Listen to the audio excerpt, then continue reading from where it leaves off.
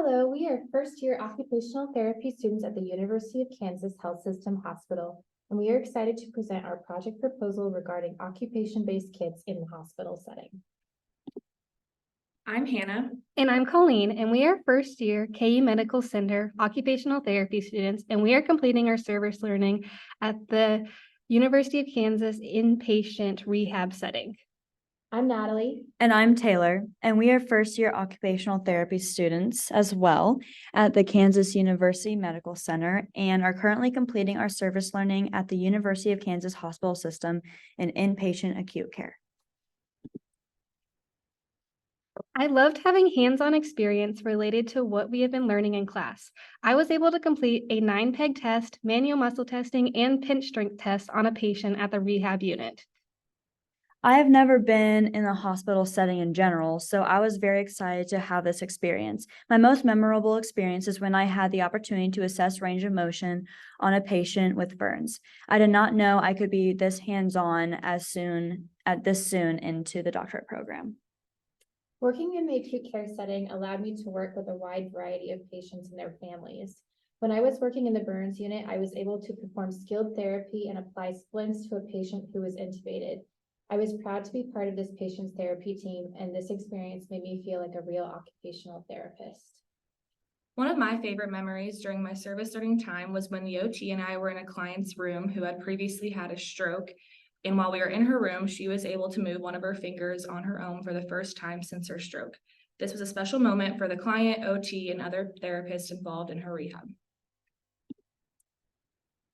Occupational therapy in the acute setting focuses on helping people get back to a healthy state and functional independence as much as possible.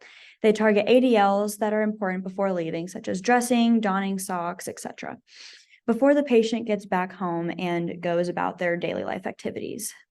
In the inpatient acute setting, OTs typically see patients 15 to 45 minutes a day, anywhere from 1 to 5 times per week.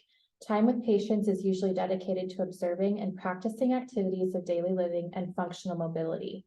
The occupational therapist works closely with other hospital professionals such as PT, speech, nurses, and doctors to determine patient goals and discharge plans.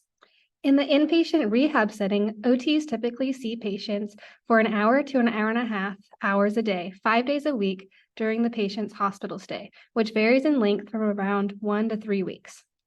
An occupational therapist's main goal while working in the inpatient rehab setting is to help the client get home and do the things they enjoy as safely and independently as possible. Our goal is to develop in our service learning project is that not only supports us as learners, but also the patients we serve, as well as the therapy department at University of Kansas Hospital System. As the first class of service learning students in the hospital setting, it is also important to create a project that supports future students that will study and observe this in this environment as well.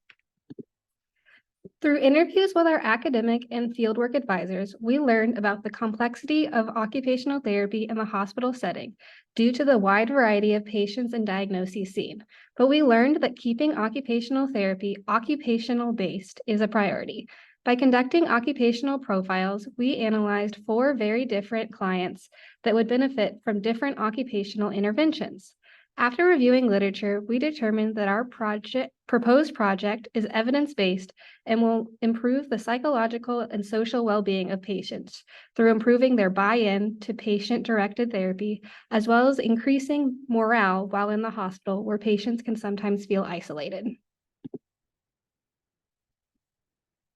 Our goals are as follows.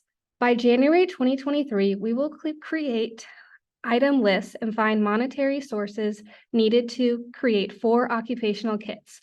We will have an idea of the supplies needed for the specific kits we will be creating. By May 2023, we will have created at least 4 occupation kits to donate to the KUMC rehab setting.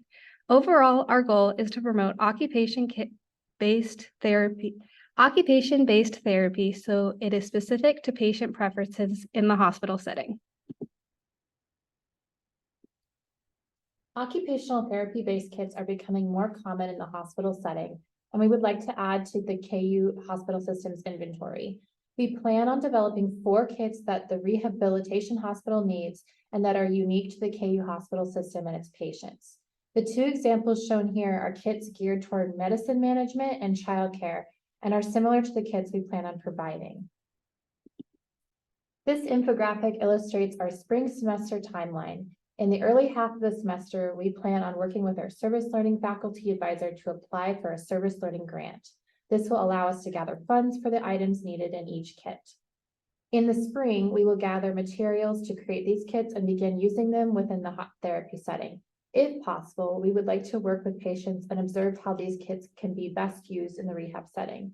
This will not only support patients but our own learning as well as future occupational therapists.